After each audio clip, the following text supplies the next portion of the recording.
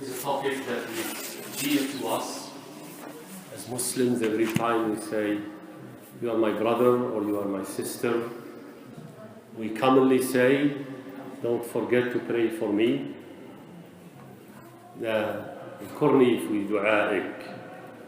And let's see what does that mean and how is that real when it's put in the scale of true brotherhood and true ukhuwa and suhbah. This is, as you notice, we have not used the word friend, we have not used the word صديق. الصديق غير الصاحب والصاحب غير الأخ. All Muslims are brothers and sisters. The believers are brothers, but ليسوا كلهم أصحاب. الصحبة is a higher level. That's why they are called Sahaba.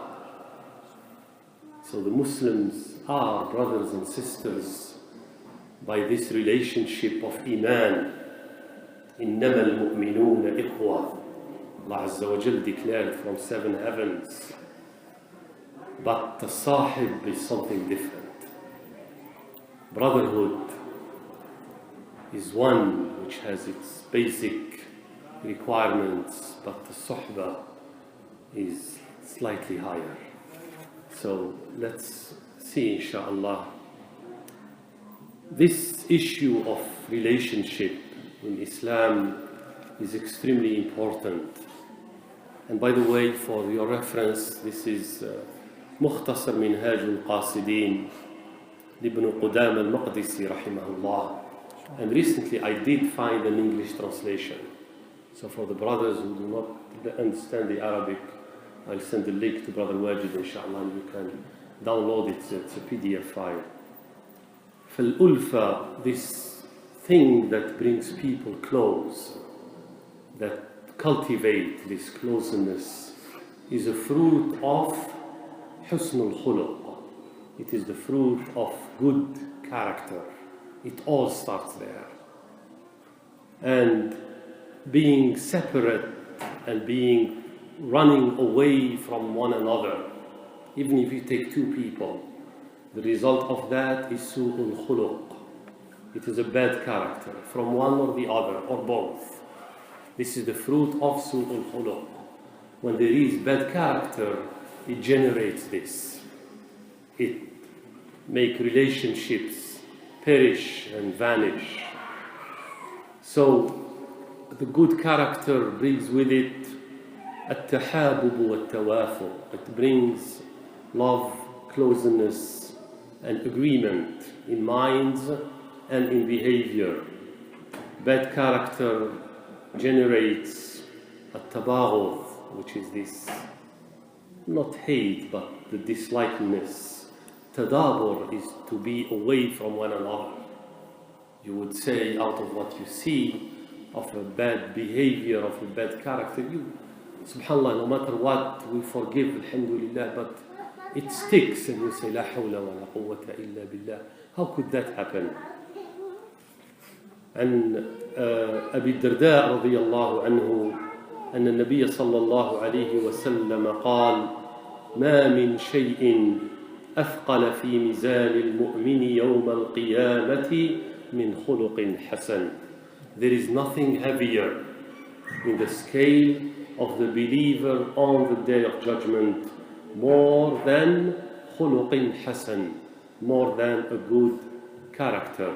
This is narrated by At-Tirmidhi. In another hadith, he said, sallallahu alayhi wa sallam, إن أحبكم إلي وأقربكم مني مجلسا يوم القيامة أحاسنكم أخلاقا وإن أبغضكم إلي وأبعدكم مني مجلسا يوم القيامة مساوئكم أخلاقا. He said, the most beloved to me amongst you, that is, in أقربكم, you believers, you Muslims, the most beloved to me amongst you and the most closest to me on the day in sitting on the day of judgment, يوم القيامة, those of you who are best in character. وَإِنَّ أَبْغَضَكُمْ إِلَيَّ. SubhanAllah, Rasulullah uses a very stern, severe word here. مِنَ الْبُغْض, which is the most hateful to me of you because of your behavior. And the most distant from me in that sitting on the day of judgment are those of you who are the worst in character. Then he was asked, sallallahu alayhi wa sallam, عن أكثر ما يدخل الناس الجنة. What is the most that make people enter Jannah? What is that deed or that behavior or that act or action? What is it? What is it that make most people or make them enter Jannah most? He said, sallallahu alayhi wa sallam, taqwa Allahi wa husnul khuluq. Taqwa Allah, this fear mixed with love, mixed with certainty, seeking Allah subhanahu wa ta'ala in the heart of the believer, this taqwa, and wa husnul khuluq, and the good character. So it's a combination of these two that make most enter Jannah. That is the most important element to make people enter Jannah, not most in number. It is this specific thing that is the most effective, important factor that make people enter Jannah. And then in this topic of the love for the sake of Allah subhanahu wa ta'ala, why do we love for the sake of Allah Azza wa Jal? It is narrated in Sahih al-Bukhari and Muslim in a hadith narrated by Abu Hurairah radiyallahu anhu عن النبي صلى الله عليه وسلم قال, and I'm sure you have heard this hadith, سبعة يظلهم الله في ظله يوم لا ظل إلا ظله وذكر منهم ورجلان تحابا في الله اجتمعا على ذلك وتفرقا على ذلك. This is a long hadith from the Messenger صلى الله عليه وسلم in which he speaks of 7 who shall be shaded in the shade of Allah Azza wa Jal on the day of judgment where there is no shade. He says sallallahu alaihi wasallam, and he mentioned 7, and amongst them he said 2 people who have come together, tahabba fillah, they have come to love each other for the sake of Allah subhanahu wa ta'ala. It is not money, it is not interest that is between them, material interest that is between them, maslaha, or wealth or anything, but it is for the sake of Allah Azza wa Jal. So tahabba fillah, because of that love in the sake of Allah Azza wa Jal, that love brought them together. So ijtama'a alayh, they come together for the sake of Allah subhanahu wa ta'ala. There is nothing else that brought them together. So ijtama'a ala dhalik, they came together in a close relationship for the sake and loving each other for the sake of Allah. And then وَتَفَرَّقَا عَلَيْهِ, when they departed on that. Whether departure is physical departure, when they departed for whatever reason, or they could have departed for a disagreement in the sake of Allah. One of them turned into a different behavior and the other continued on the path of Allah, therefore they departed. تَفَرَّقَ عَلَيْهِ. It's because of that love for the sake of Allah that they came together or departed each other. Rasulullah sallallahu alaihi wasallam, he narrates this hadith from his Lord Azza wa Jal. This is hadith Qudusi in which he said, حَقَّتْ مَحَبَّتِي لِلْمُتَحَابِّينَ فِيَّ وحقت محبتي للمتبادلين في وحقت محبتي للمتزاورين في.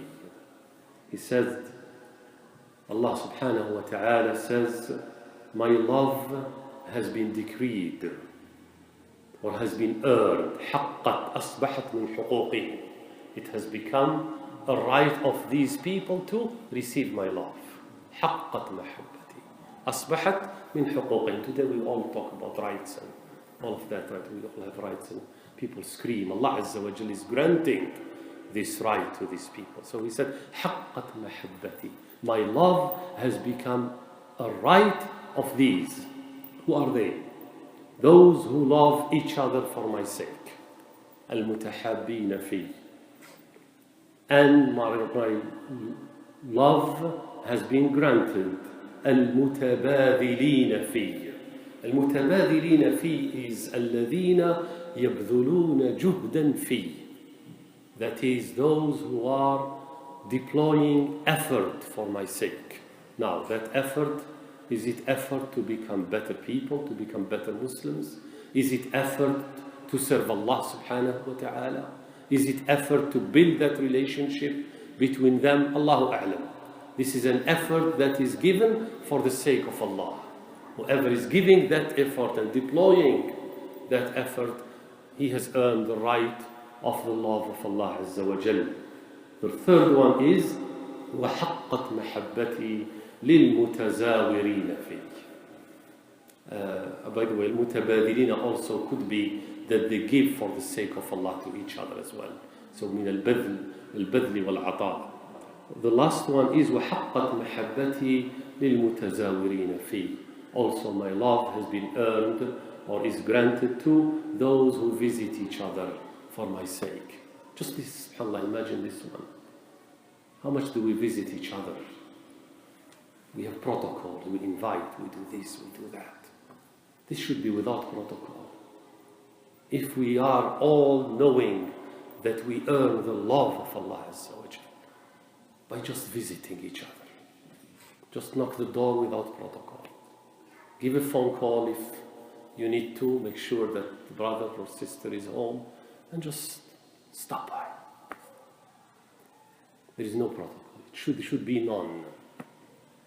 I think one of our speakers, he talked about these things that Muslim family do, which is big feasts.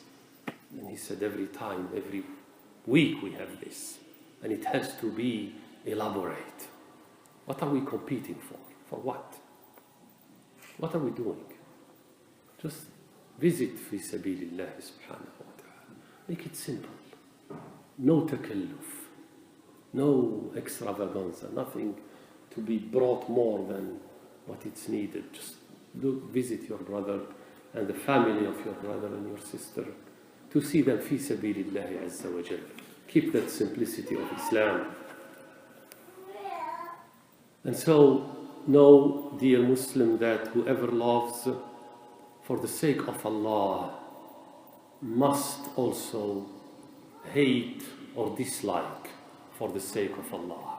Because when you love for the sake of Allah, you must be loving something that, a behavior or a pattern or an etiquette or a character that is loved by Allah subhanahu wa ta'ala.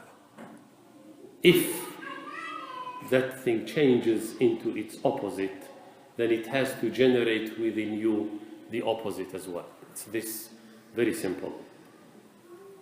So we love the Muslim for his Islam, for his submission to the rule of Allah Azza wa Jal, and his obedience to his commands. We do not love the Muslim when he turns away from the obedience of Allah subhanahu wa ta'ala and starts violating the commands of Allah. So نحب المسلم لإسلامه ونبغضه لمعصيته. لإسلامه, and the opposite happens when the opposite starts becoming his pattern of behavior. And so this relationship is like this: closeness when there is love of Allah, and then it relaxes and the distance grows when we see the ma'asi of Allah subhanahu wa ta'ala. And the brother or the sister must know it, as we shall see. Because why? Rasulullah sallallahu alaihi wasallam said that, look at this hadith, so simple, and yet the most powerful thing. Al-Muslimu mir'atu akhir. Right? He is the mirror of his brother. And so what does mirror mean? Mirror never lies. Mirror says it as it is. And here we struggle to receive advice because there is always that. The mirror is cloudy. There is no mirror. Every time, alhamdulillah, the brother and the sister are good, and alhamdulillah, and there is no advice given, there is no ta'lim that is given, and that's not a mirror. There cannot be all the time everything perfect 100%.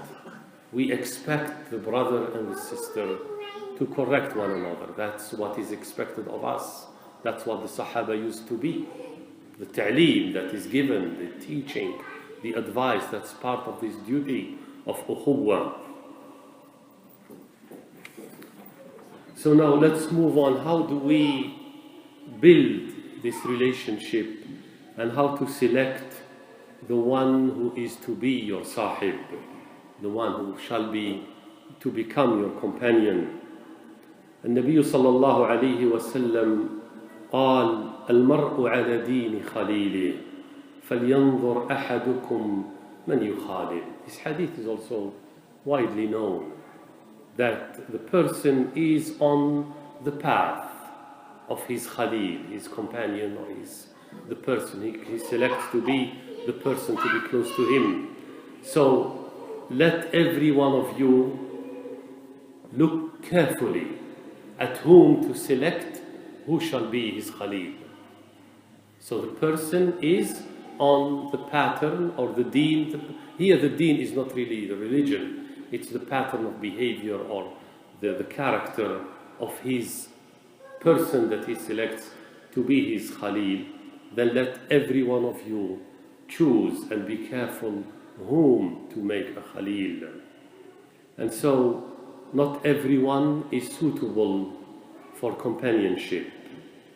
It has to happen that one must distinguish and select who this sahib is, because the one who shall become his companion shall end up having his values and characters. And so some of the conditions of this suhbah is the suhbah that brings benefit. And so let's see what are these benefits. One can pick a criteria based on dunya benefit. The benefits of this dunya, you expect material benefits, whether it is money or position in society, and you become a close friend to somebody who is powerful. Some people do that. Some people take companions just for chatting, for having good time. This is called al-muhawara, that is just to be with the person, not to be alone. This is not the intent of this. The intent is what brings you closer to Allah subhanahu wa ta'ala, what assists you in implementing your deen. It is the benefit that we should look for, whether it is a benefit of ilm, knowledge that you benefit from the person, or amal, you imitate the good deeds or the good actions of that person. You see in him the great pattern that you would like to emulate and do. Also, it is part of al-isti'ana, seeking his help in accomplishing something that is of value and of benefit that you may not be able to do on your own. It is also of benefit to have the sahib to help you on matters of life, which are sometimes life can be very hard, and so we shall see. You expect that sahib to be part of carrying and assisting you in carrying that burden. And so the sahib must have the ability to have effect on the mashub. The one sought to become a sahib is expected or is expected to have an effect and an impact on the one seeking companionship. So if one of the conditions, obviously, which is basic, is this husnul khuluq comes with a sound mind. It should not be expected of a fasiq. And so when we select a sahib or a sahiba, she has to be or he has to be on this good behavior, good character, should not be a deviant from the path of Allah. That's what fusq is. Fusq is deviation from the path of Allah subhanahu wa ta'ala. Nor unknown, somebody who innovates knowingly, not somebody who's so keen on dunya. Everything that fills his mind is dunya. What do you expect of a person like that? There is no benefit in him. He's bent on dunya, he's ghariq, he's drowned in dunya. He does not think of anything else. So that person, not much can be expected of him. He says, rahimahullah, this scholar, the sound mind is the capital that you should look for first, and then the good behavior, because there is no reason, there is no good benefit in having a companion who is not of a sound mind. Husnul khuluq, this is a condition. He says, rahimahullah, it is la budda minhu. It cannot happen, good companionship, without that good character.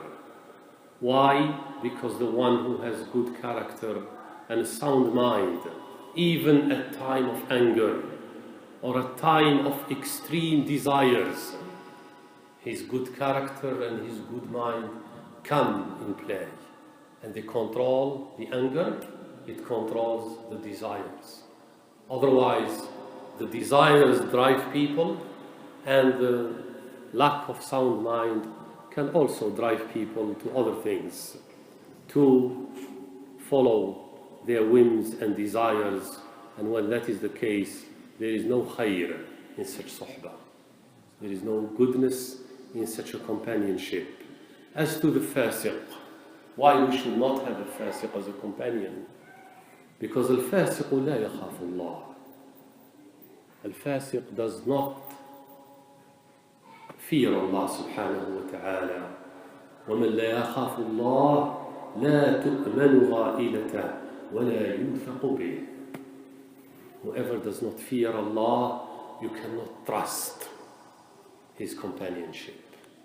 And if you cannot trust his companionship, what is it as a companionship? Something that cannot be trusted. So al-fasiq, why? Subhanallah, this is extremely important. Why al-fasiq cannot be trusted? Because al-fasiq did not keep the trust he gave to Allah Azza wa Jalla. And so how could you expect him to give you or to retain your trust or to maintain it? You can't. لا يخاف الله. He shall fear you, doesn't fear Allah. So he'll not fear you. And Umar radiallahu anhu, he said, عليك بإخوان الصدق. عليك بإخوان الصدق. Be keen on searching and finding the brothers of trustworthiness. You shall live in their aknaf, as if you are surrounded by these beautiful shelters called إخوان. تعيش في تحت يعني في أكنافي, as if they are sheltering you. Just like a family, a father and a mother sheltering the children. You are asked to look for these إخوان, إخوان الصدق. You shall live under their shade. فإنهم زينة في الرخاء وعدة في البلاء. They are a beauty to you at a time of easiness. Everybody shall see who are your friends. That, it becomes like the few stars up there, right? When you look at them, they're so beautiful, they're distinguished. They stand out. That's what you should look for. You should look that pool that stands out. That's what Umar radiallahu anhu is saying. فَإِنَّهُمْ زِينَةٌ. A beauty for you at a time of ease. And then they're عُدَّةٌ فِي الْبَلَاءِ. Al-udda is what we collect of needs when we travel. We take something with us that will keep us up at a time of need. So these companions, Ahlul Sidqa, that you select to be your companions, they shall be for you this provision at a time of need. And we shall see why. Because you don't need to ask them, I need you. They shall come and assist you because they know it's their obligation to do so. See the reason? And then وَضَعْ أَمْرَ أَخِيكَ عَلَى أَحْسَنِهِ حَتَّى يَجِيئُكَ مَا يُقْلِيكَ مِنْهُ. And every time you see something of your brother or your sister, put it in its best form. Don't have su'adhan. Don't have an ill thinking about your brother and sister if you see something. First, put it in its most positive assumption until you hear or you find out otherwise. Don't first assume negative. First assumption is on its best. Give it the best spin, as they say here. Don't do anything of negative assumption or su'ul dhann.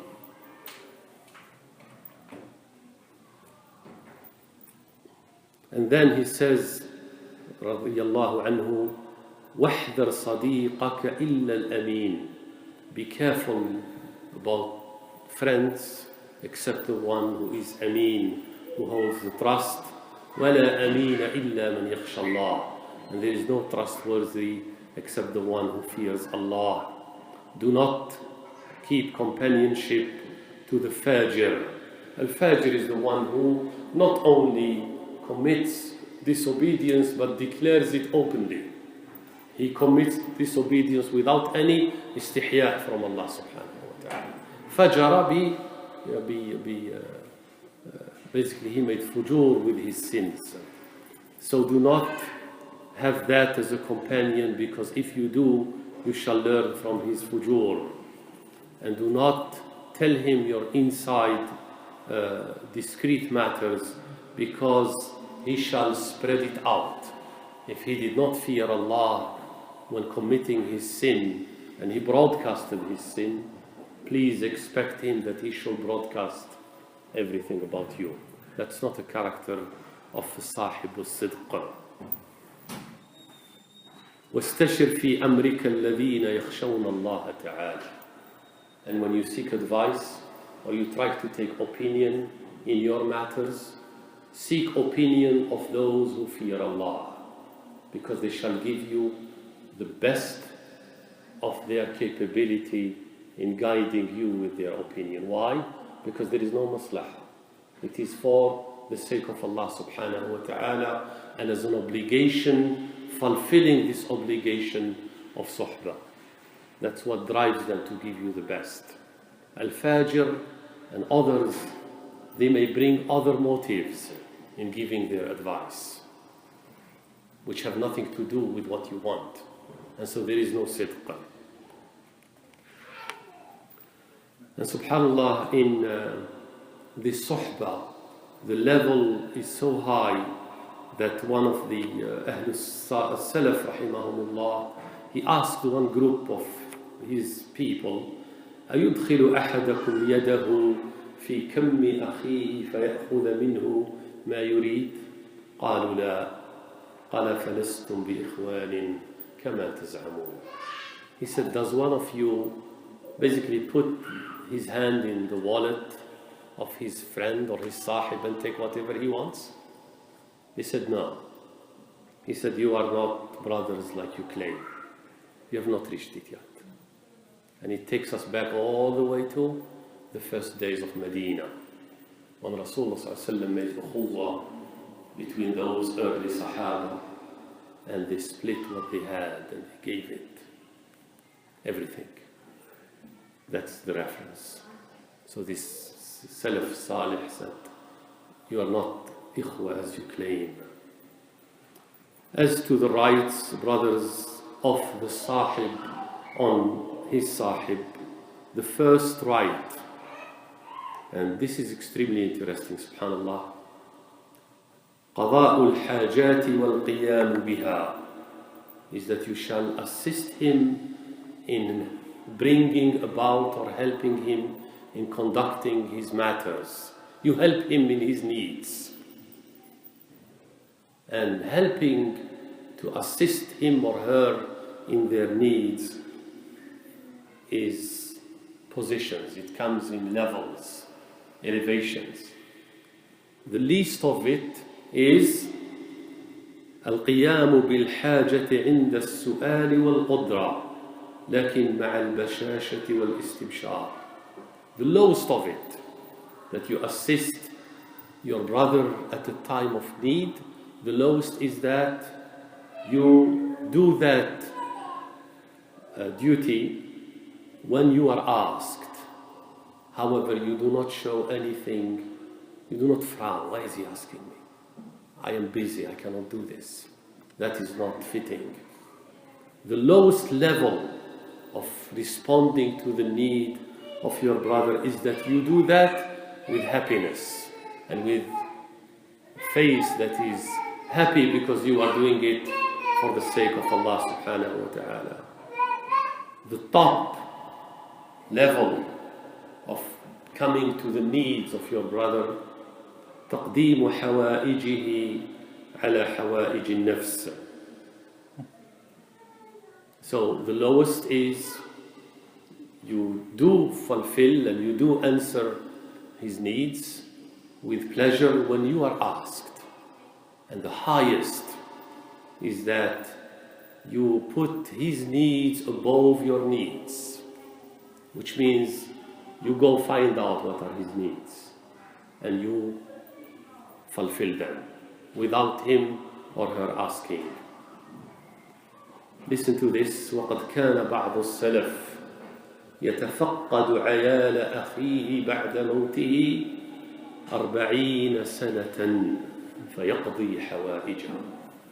Subhanallah, one of the Salaf al-Salih who used to have a sahib, and when that sahib died, his companion died, he used to go and seek or check the needs of his children and his family for 40 years after his death.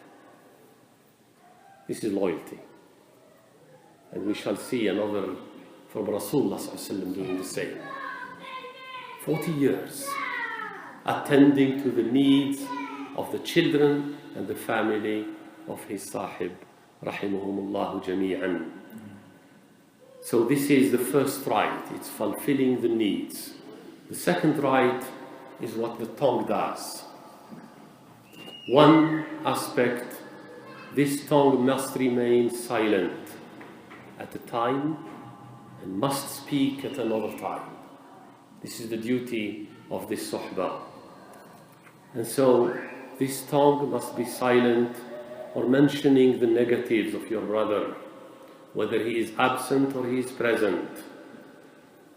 This tongue must refrain from engaging into disputing argumentation.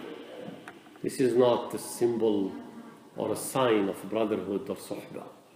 Sahib should not argue with his sahib. Don't do that. Al-mira', this mira' is not of the character of the Muslim. How would you pull your sahib into mira'? You don't do that. Also, this obligation is that you do not discuss things that are not of your concern. If he does not discuss them, you don't ask. You don't ask him where you're going, because maybe he doesn't want you to know. It's a private matter he is going to. Don't need to know, don't ask. It is also an obligation on your tongue not to divulge or disclose his private matter, even after al-qati'ah. Even if this relationship, for whatever reason, ceases to exist, you cannot go in his back and start talking with things that you have come to know during your good suhbah with him or her. You are not supposed to do that. So, أن تكتم سره ولو بعد القطيعة.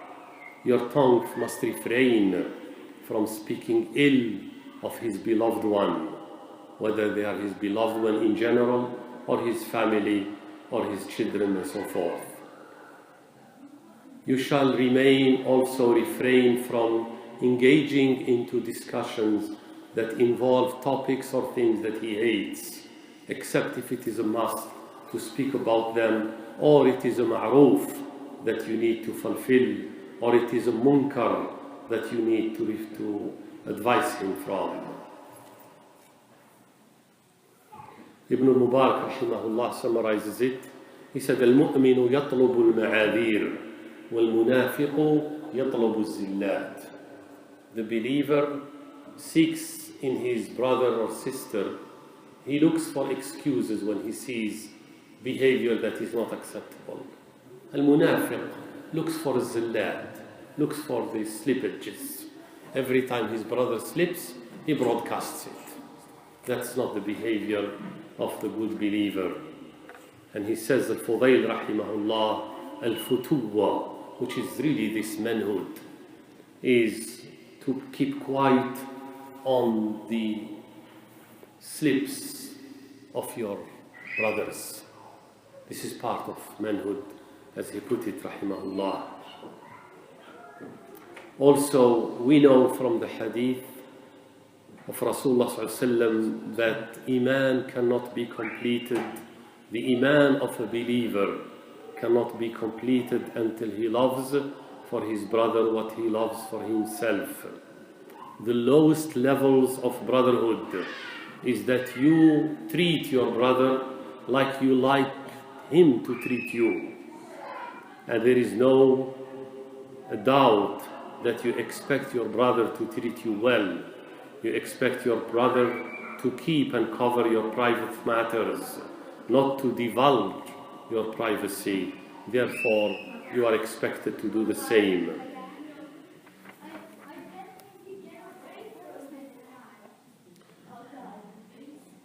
The fourth right is when this tongue needs to speak. Al-Ukhuwa, this brotherhood, just like the tongue was asked to be silent at once, it is asked that it must speak at other times. It must speak with things that your brother loves. It must speak because remaining always silent, he says, rahimahullah, hiya min sifati ahli al-qubur. Remaining always silent is the character of the people who are in the graves. It's not the character of the living. So your tongue, use it at time for good things. Ikhwan, this companionship, it's desired from it to acquire and exchange ilm, things that are good and beneficial, and these cannot be communicated unless the tongue speaks. So if we say, this is my brother, I need to be very concerned about what I speak, then there is nothing exchanged, no ilm, no benefit. Rasulullah sallallahu alaihi wasallam, in fact, in the hadith, he said, إِذَا أَحَبَّ أَحَدُكُمْ أَخَاهُ فَلْيُعْلِمْهُ.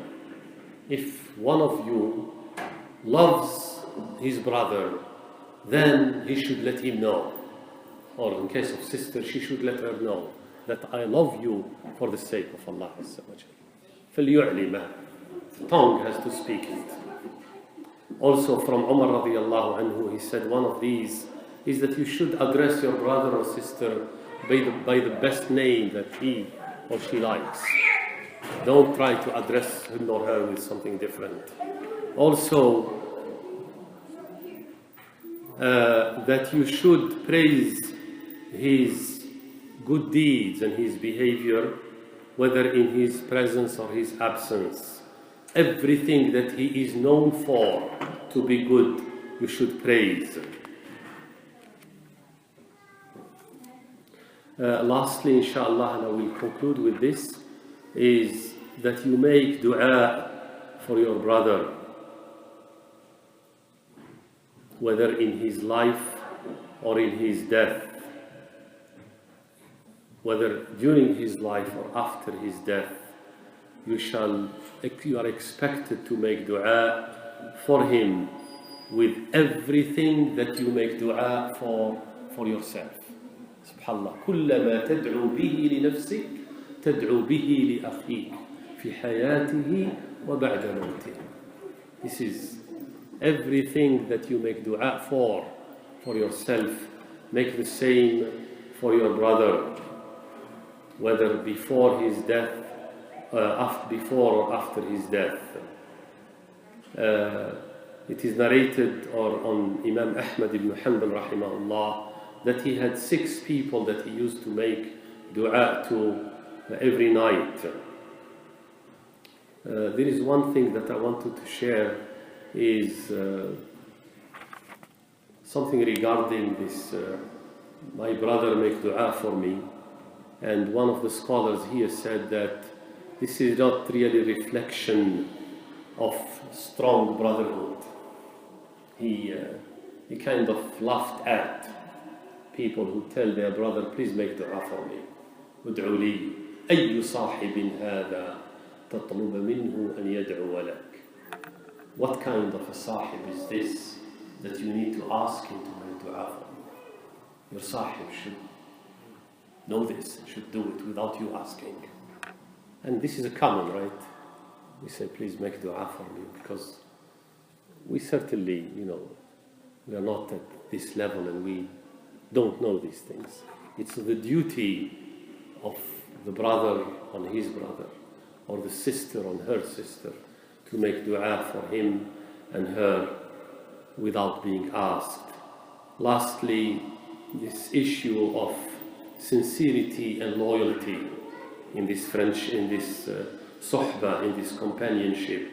He says, the meaning of loyalty is that you shall remain firm on this sohbah and on this love even after death. And after death, this love and this sohbah of your brother or sister should carry to their children. You should love their children. Keep that relationship. Keep those visits. وقد أكرم النبي صلى الله عليه وسلم عجوزا. Rasulullah صلى الله عليه وسلم received extremely well, with generosity, an old lady. And the people, they were stunned. Who is this old lady? Nobody knows her. What did he say, صلى الله عليه وسلم? إنها كانت تغشانا في أيام خديجة وإن حسن العهد من الإيمان. He said, صلى الله عليه وسلم, this old lady used to visit us at the days of Khadija. This is years after Khadija passed away. رضي الله عنها. Rasulullah sallam akrama this old lady. He said she used to visit us at the time of Khadija. وَإِنَّ حُسْنَ الْعَهْدِ مِنَ الْإِيمَانِ. The keeping of this loyalty to your close one, in this case it was Khadija radiyallahu anha, is of Iman. That's why he did it, sallallahu alaihi wasallam. In another athar from his time, sallallahu alaihi wasallam, it's narrated that he used to buy the animal, slaughter it, cut it, package it, and send it to whom? To Sadiqati Khadija, to the people that used to be the companions or the beloved ones of the close knit of Khadija radiyallahu anha, after her death by years. And he used to yadhkuraha, he used to remember her and talk about her until his women, wives radiyallahu anhunna ajma'een, used to say, you do not stop talking about Khadija, as if there is no woman after her. Right? What is this? This is the loyalty to a strong relationship that he sallallahu alayhi wa sallam had. And he gave them the reasons, right? آمنت بي حين كفر بي الناس ووستني when people walked away from me. She believed in me when people rejected me. ووستني بنفسها ومالها. She assisted me, she comforted me by herself and with her wealth. وَرَزَقَنِي مِنْهَا الْوَلَدِ. And Allah has given from her to me the progeny. رضي الله عنها وأرضاها.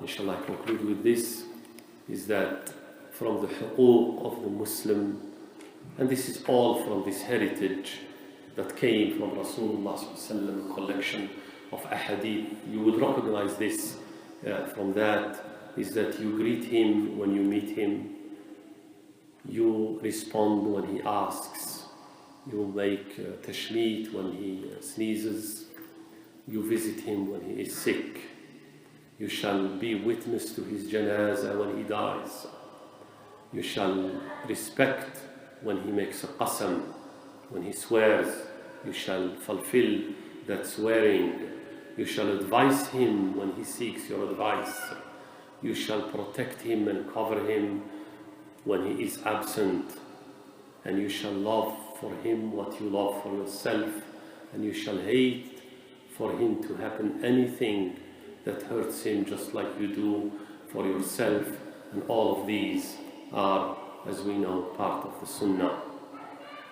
أقول قولي هذا وأستغفر الله لي ولكم فاستغفروه تجدوه غفورا رحيما وجزاكم الله خير. My apologies for being too long.